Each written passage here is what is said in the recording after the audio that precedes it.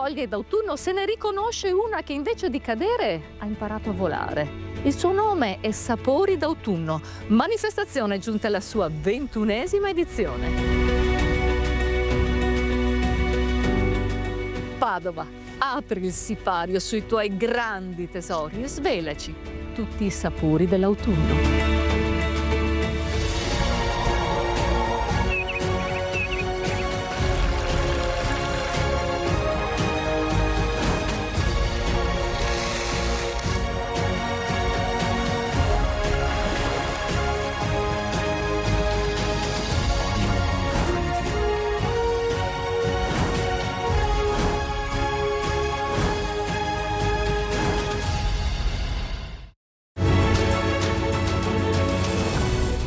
Le eccellenze e le tipicità del nostro territorio vengono presentate per essere valorizzate e riconosciute in tutto il mondo.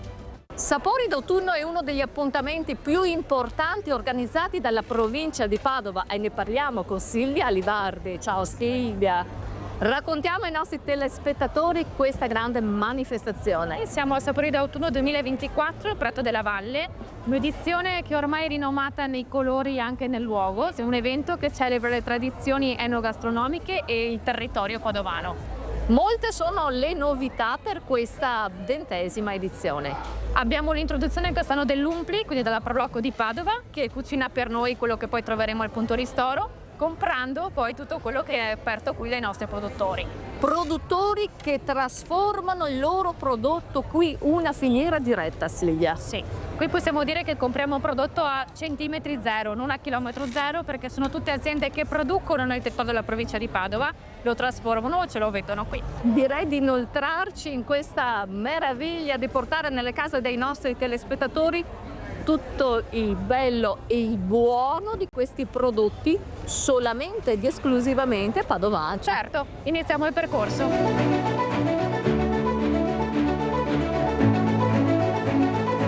Un'azienda formata da sole donne, Silvia. Con un prodotto particolarissimo, con gli antichi grani, in particolare il mais blu che scopriremo adesso. Andiamo a vederlo. Innanzitutto partiamo col dire quanto antico è il mais blu. Eccolo qua. Allora, il mais blu è un mais che c'è da sempre perché la natura è più creativa di noi. Con questo mais si possono fare naturalmente molti tipi di paste, ma anche i dolci. Sì, esatto, tu puoi fare una semplicissima polenta che ti risulterà viola o altrimenti puoi usarlo nei dolci. Infatti per Natale abbiamo fatto la fugassa veneta.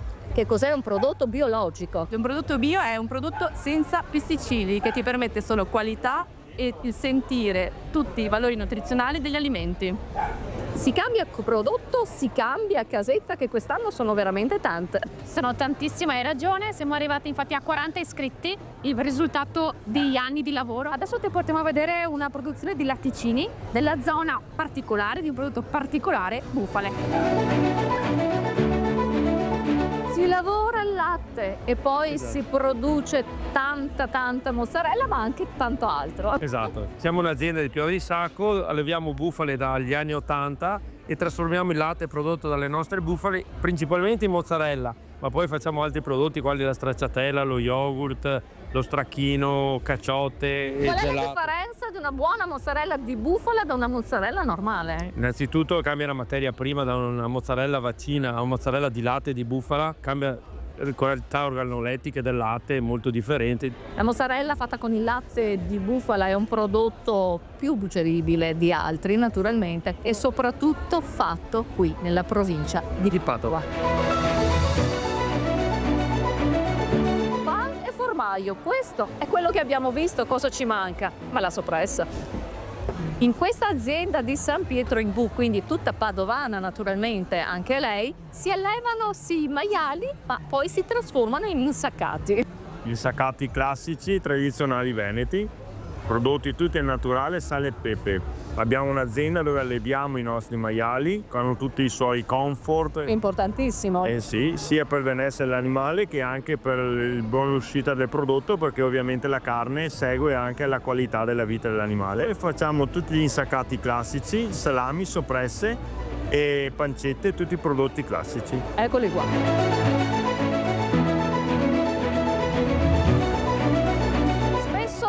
associata all'inverno cosa può essere? La porchetta, assolutamente sì.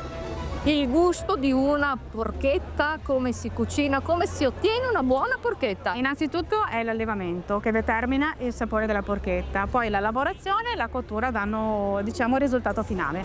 Sì, abbiamo una serie di spezie da metterci sopra perché naturalmente più è speziata, più è saporita. Più è saporita, più è profumata. Sì, Che tipo di spezie ci sono in una porchetta? Beh, allora c'è un po' il segreto professionale, però essenzialmente della salvia, rosmarino, un bel trito, un po' di sale grosso, pepe e poi rende il profumo della porchetta. Un'edizione, questa siamo d'accordo tutti quanti. Assolutamente molto importante, organizzata molto bene e lo si vede proprio anche dall'affluenza della gente che sta testimoniando, insomma sta assaggiando i nostri prodotti, quindi volevo ringraziare chi ha organizzato tutto questo perché è la più bella edizione di sempre.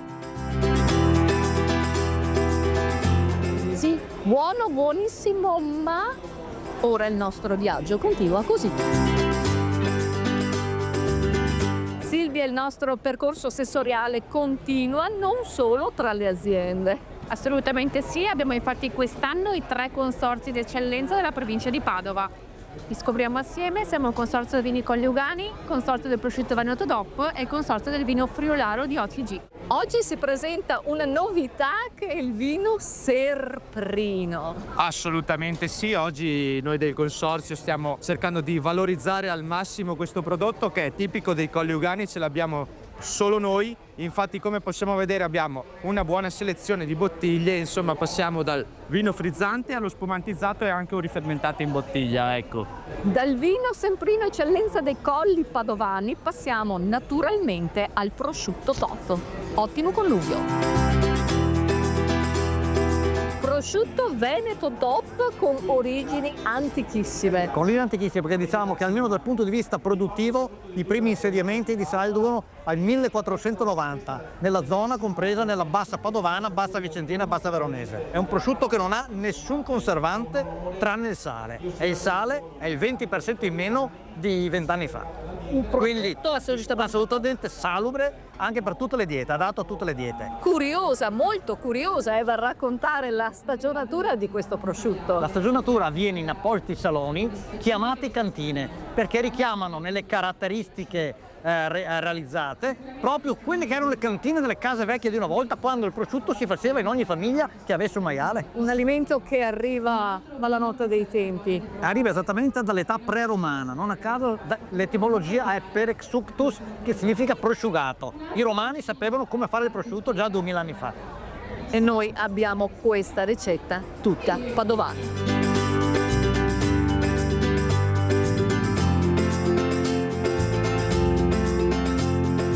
Qui. Questo è il friularo in appassimento. Perfetto, allora siamo nello stand del Consorzio della Bagnoli DOC.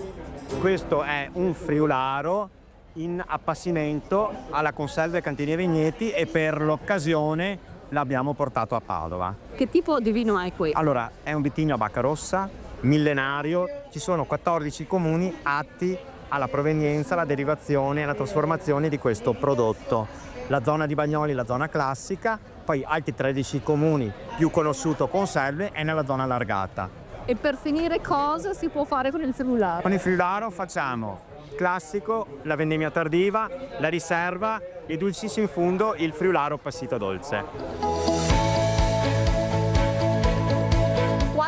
Quante le novità, sapori d'autunno 2024, non possono mancare i workshop. Ma che cos'è un workshop? Sì. Certo che sì, il workshop consente a chi viene a visitare il Sapori d'autunno di essere parte e partecipe del laboratorio di degustazione e di lavoro. Siamo vicini al Natale e naturalmente non potevano sicuramente mancare i 5 sensi del panettone. Vado a portare il cappello al nostro cuoco.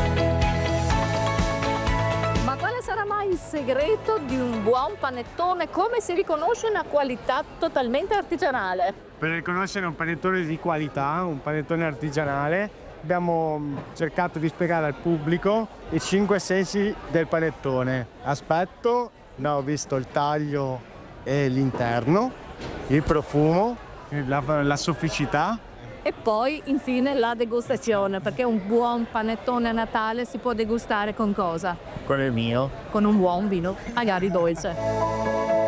Molti gli eventi collaterali in questa 20ª edizione, tutta da ricordare. Ne parliamo con Valentino Turetta. Sì, appunto 3 giorni di iniziative. Se citiamo per esempio le fattorie didattiche che sono in esterna logicamente per motivi tecnici, per i grandi abbiamo i workshop, ne abbiamo appena fatto uno, per i piccoli le fattorie didattiche che fanno conoscere la vita degli animali all'interno di una fattoria.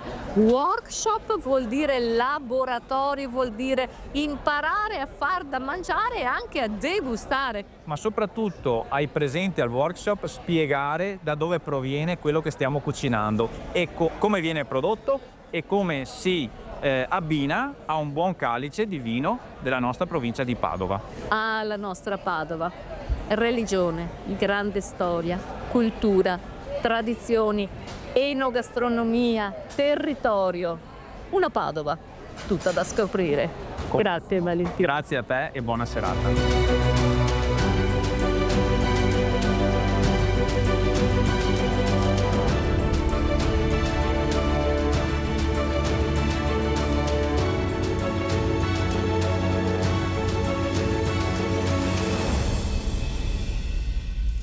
Questi sono i colori che ci piacciono. Questo è il profumo della nostalgia di una Padova antica e sempre nuova, tutta da visitare. Buona serata.